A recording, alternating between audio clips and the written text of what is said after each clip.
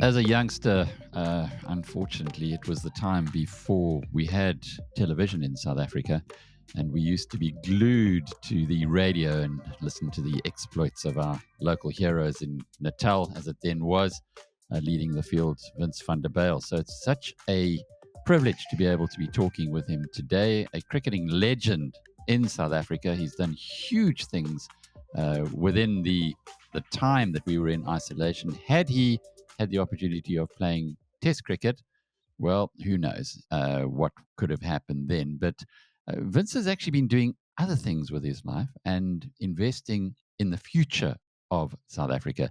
We're going to find out more about that in just a moment. Vince, lovely talking with you. I see you're 75 now, so those days of playing cricket for Natal and then Middlesex, where not many of the younger generation would realize that you went over and played 1 year of county cricket, I suppose, just to show that you could do it. Ended up being the number 3 on the averages there behind Joel Garner and Richard Hadley, who are, well, icons around the world because of what they did in Test cricket. Do you feel a bit sad? I'm sure you do, that you didn't get the opportunity to play during those years, given South Africa's isolation. Alec, thanks for having me, first of all. No, I don't. I was lucky my dad played for South Africa and before World War II, before he got injured.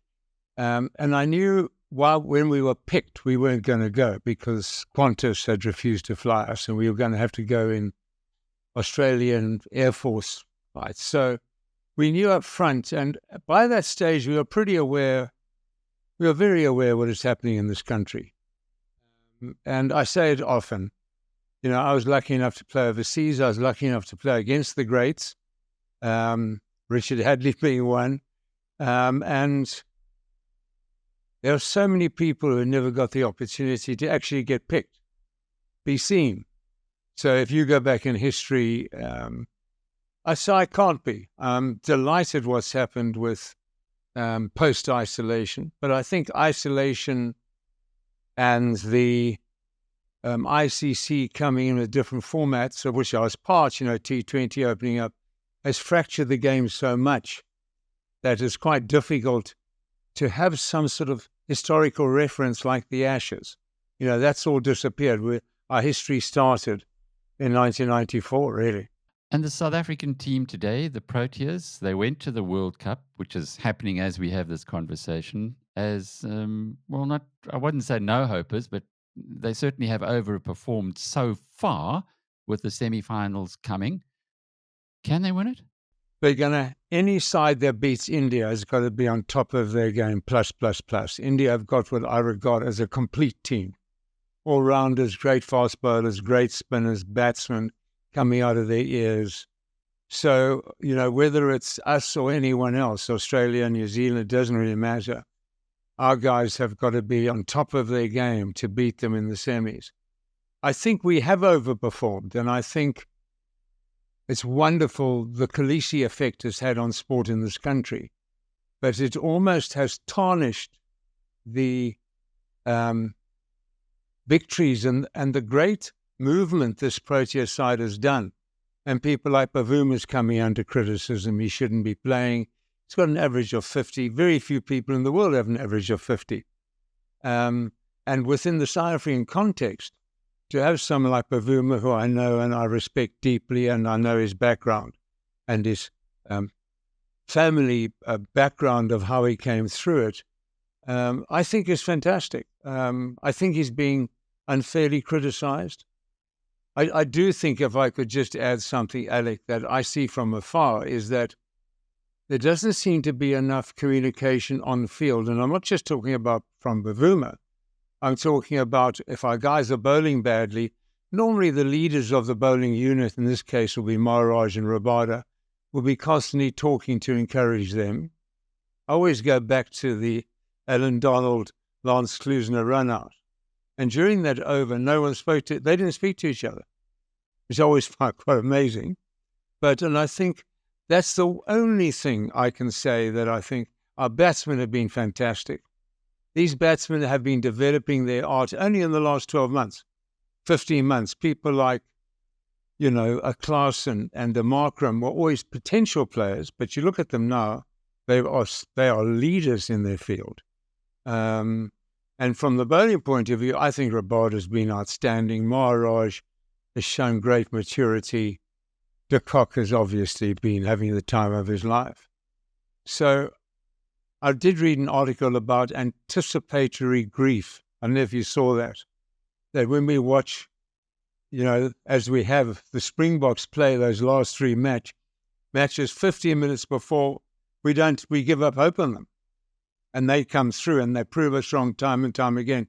I think the Proteas have proved us wrong time and time again. And yes, we played badly against the Netherlands. Yes, he got smashed by India. But our victories against Australia and England were spectacular. So I think they have overperformed.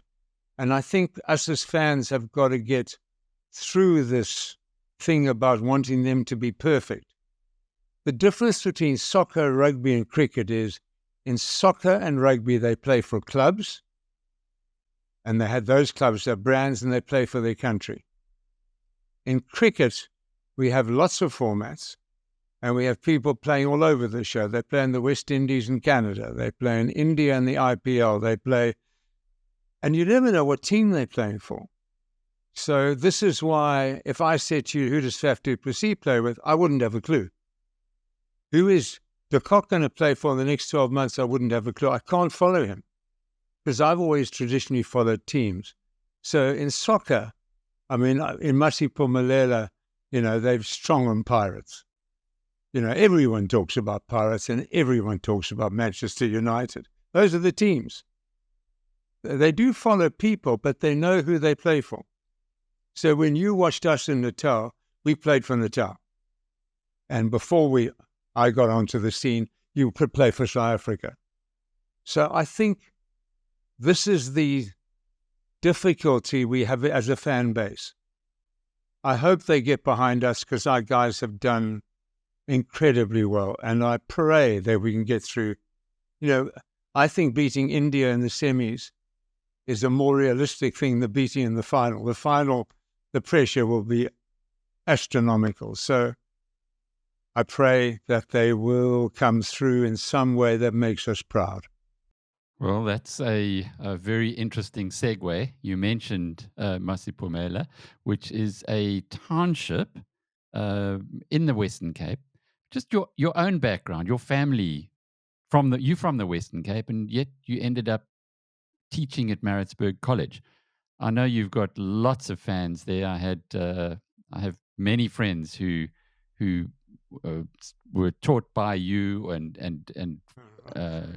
great admirers of you. They did actually, most of them, not all, but most of them did. But how did you end up in that province rather than where you are back now in the Western Cape? Yeah, I tell you why I was born here. Our family came out here in 1866. We had our 350th with 13 clans, a couple of years back. My dad was an icon. He was headmaster of Bishop's Prep.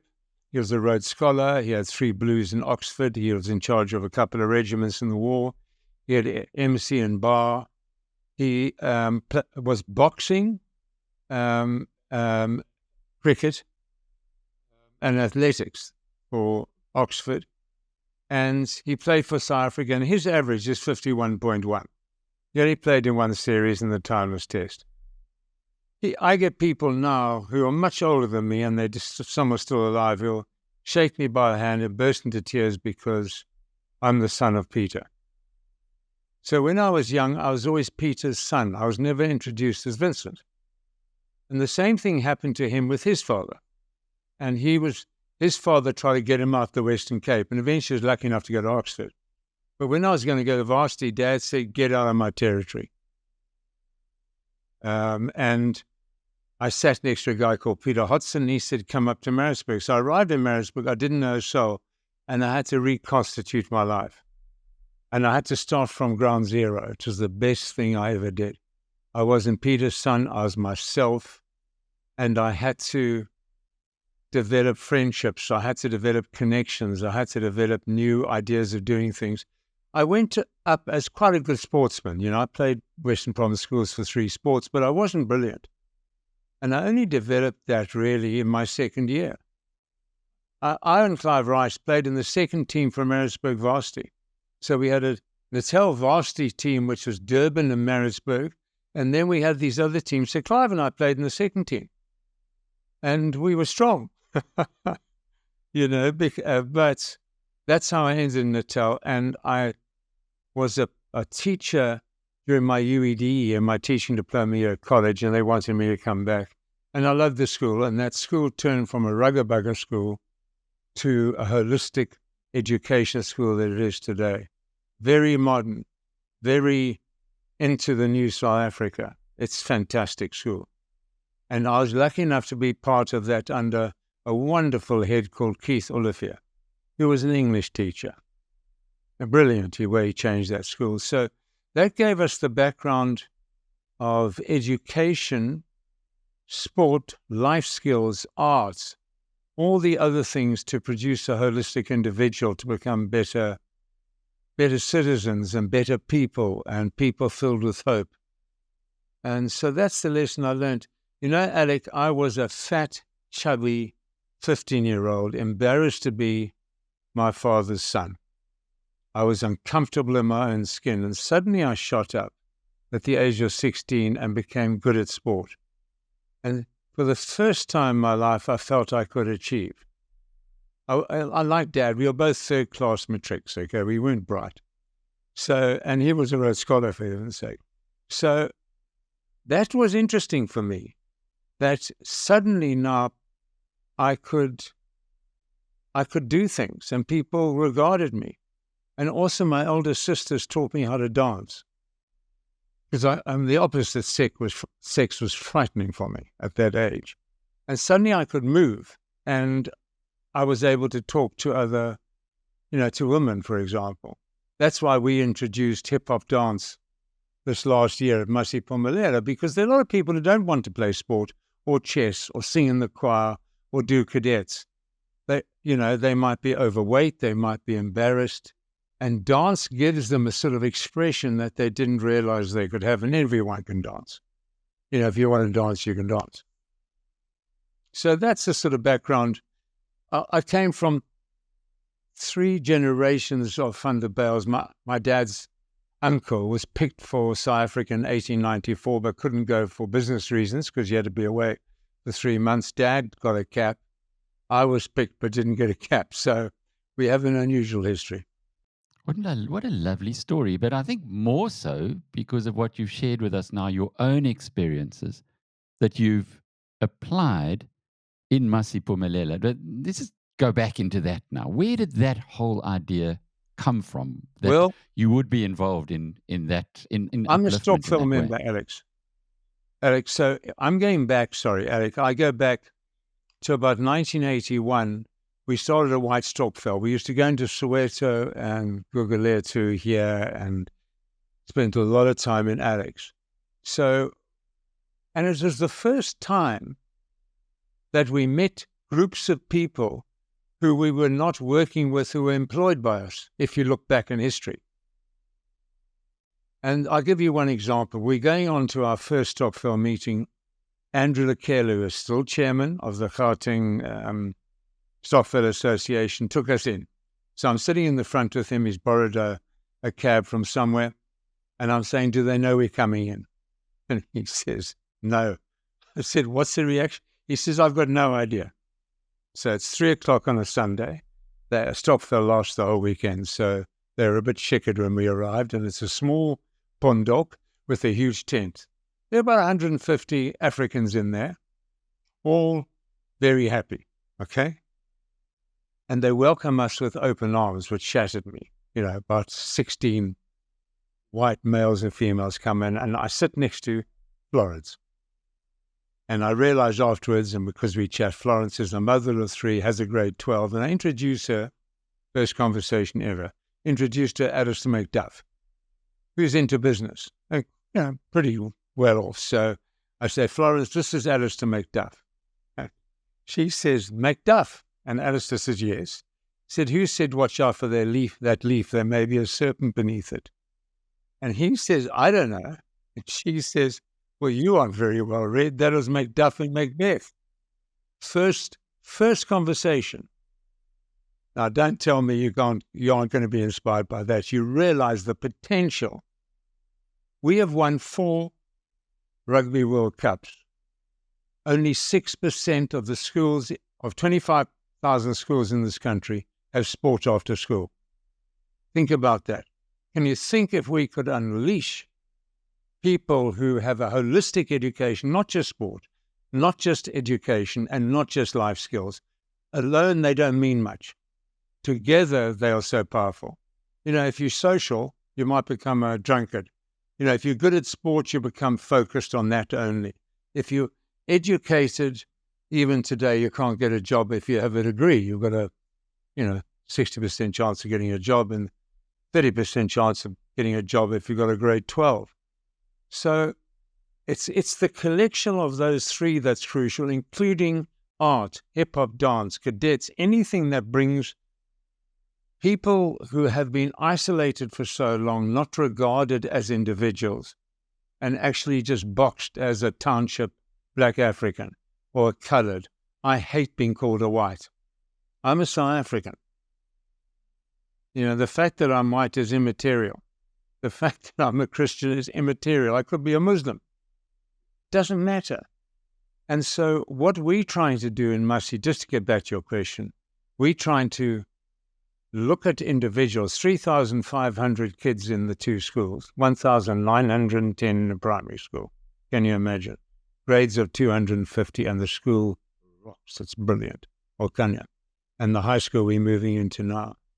We want them to know they're being looked at as individuals, that they can be part of a collective. Now, whether that's a team or the school, whatever it is, that they feel part of the whole and they are not just on their own. 30% of the high school kids in Masi High School do not go home to a room wherever they stay.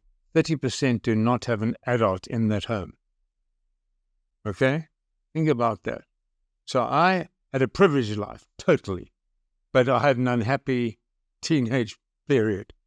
Can you imagine being a teenager, no adults role model except the teachers and sometimes the coaches, and having to navigate your life where there are gangs, there's drugs, there's sexual harassment, there's murder. And if you come down to Ukhanyo, Alec, it'll blow your mind. I cannot tell you how it elevates me and everyone involved. I've got so many people involved. There's so many Rotaries and NPOs involved and donors involved and very special people involved. When you go there, you're uplifted. Do you remember Don McCoggle? Okay, so Don is in Perth. He's had pretty bad cancer for a while, 20 years. And he connected.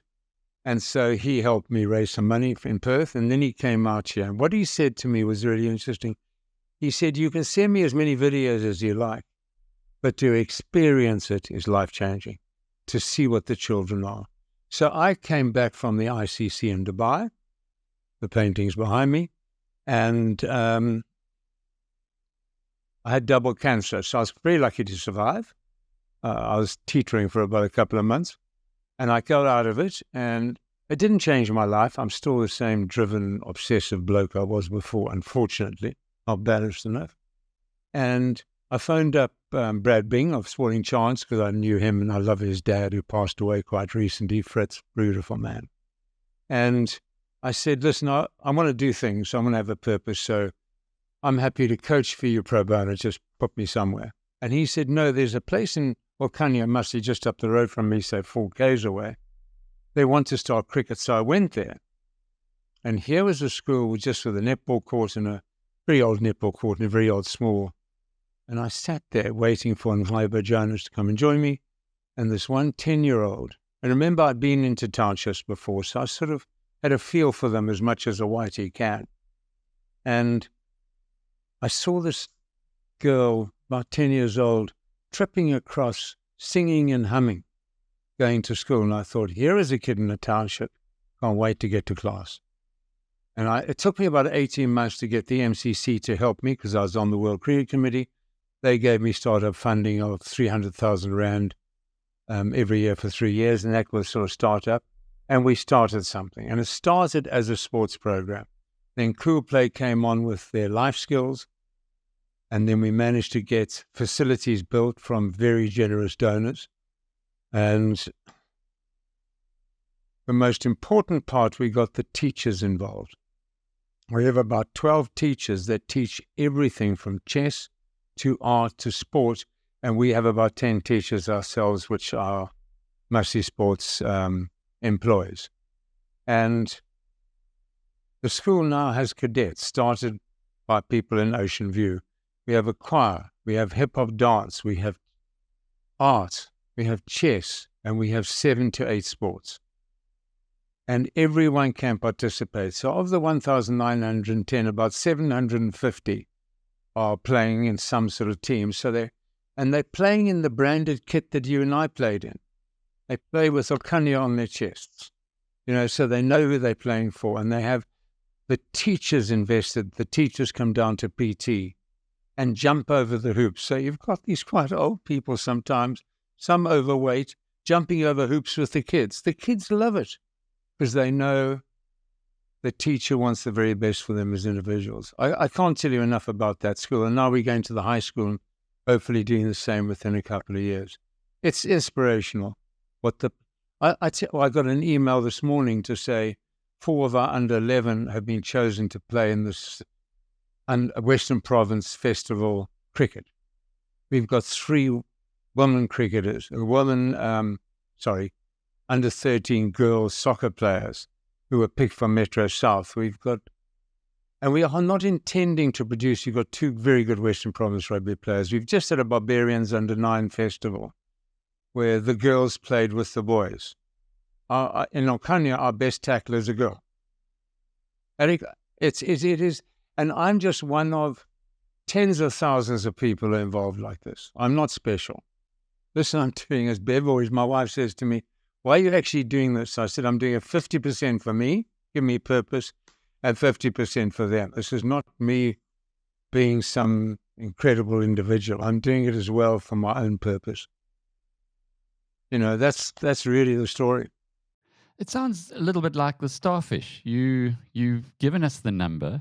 94% of South African schools don't have extracurricular activities. And some people would look at that and say, well, why bother? But it's like those starfish on the beach, the famous story about the guy walks along many starfish. He starts throwing one back in, and someone comes up to him and says, why are you bothering? And he says, well, it's never going to make a difference. And he said, well, it did for that one. Is that what drives you? Your example, I'm sure, people watching this conversation are going to say, hang on, maybe I can get involved. Now, how did that door open for you and for somebody who also wants a purpose in their life? How would they even start? I think we have 2 sort of mantras. The first one is, and then I'll get to the answer. I need to say this. The first one is that there are 2 drivers we have. One is gender equality. It's huge. So we started a menstrual pants part of what we do, so girls can play sport and not miss out in school as well. So we try to look after the whole. So gender equality, we think, is about the most important thing. And the second is social cohesion. So the under 9 Barbarian Rugby Festival, which was so successful because of this one thing. Yes, the girls played, and 5 schools in the Valley are now going to play rugby next year, which they didn't play this year. But the most successful, what we got, the 8 schools, we got groups of 8 people, 1 from each school, talking to each other. That got the parents talking to each other. I know of play dates that have emerged from there across schools. So we had coloured schools, we had predominantly black schools, most schools are mixed. We had a Muslim Primrose Rugby coming down. So we had a cross of religions. We have to cross historical divides. Otherwise, we're going to sit here like people who write about Bavuma, because he comes from Langa, how can he captain South Africa? Look at Khaleesi's story. We have to open this country up. So those two, the other bits are, which I think is equally important, so it's not just about schools. We think there are only 3 institutions that can be generation changers in South Africa. Only 3. Hospitals, churches, and schools. They will be here in 100 years' time. These foundations and these trusts and these things that we do might not be. But the teachers are going to be there. We have to build capacity within it. So on our board, we're lucky to have a headmistress of a coloured township school in Westlake. We've got a priest who comes from Masiphumelele. We're looking to have someone from the hospital, because the hospitals can come in and help us with teenage pregnancies, help us with HIV education, to try and produce these full people filled with hope. And that's the story, filled with an idea that the future is possible, that they have a place in this country. Instead of being, so we took 55 kids about 6 years ago, we've been going for 7 years, to the aquarium. John Trespan gave us these tickets. 50% of the kids there had never seen Cape Town. 25% of people living in Kommetjie, close to Kommetjie, had never seen the sea. 100% of the 3 teams we took across to Hout Bay did not know Hout Bay existed. Okay, so we have to be part of this, is to open them up to lives. And that's when we play against Kirstenhof or Redham. They go and see across the valley here, over the mountain, the lentil curtain, as we call it, and go and see what the other part of life is. And meet also as black kids playing rugby. So I'll tell you one story. So part of this, this beautiful black lady, the kid of 8.5, playing for Kirstenhof, talking to a Redham guy. And the Redham guy quite honestly says, "No, I don't like tackling." This beautiful child says, "I love tackling." So I say to her, "Why did you get involved?" He said, and she was beautiful. She had beautifully braided hair. And I said, "Why did you get involved?" And she said, "Because I was being bullied. I needed to strengthen myself." Do you get bullied now? No. We've got Avio, who joined our very successful under-13 girls soccer team. Why did you join? She was being teased for being too thin. Now, she wasn't too thin. You won't find a thin person in Masti, because they look after each other. It's really great about a township, in my view. And these stories, there's just hundreds of them. I could go on for 48 hours. But these are stories about people you get to know, and you get to appreciate the strength, the resilience of them. A friend of mine, Paul Harris, who was ex-FNB, he was lucky enough to see the World Cup final in the semis. And he wrote to me and he said, "The Springboks are an epitome of this country, because we have such resilience. Sometimes we get over the line very clumsily and in the last minute, but we get there. This is why I love living in this country. It's such a beautiful thing there. That's why I like living here. You could have left this country. I could have. Paul could have. So many people could have. But there's something about this country and its people which are just beautiful, It's all about hope. Peddlers of hope is what the politicians try to be, but sometimes the stories of hope come from experience, real life experience. And Vince van der Bijl, lovely talking with you. I'm Alec Hogg from BizNews.com.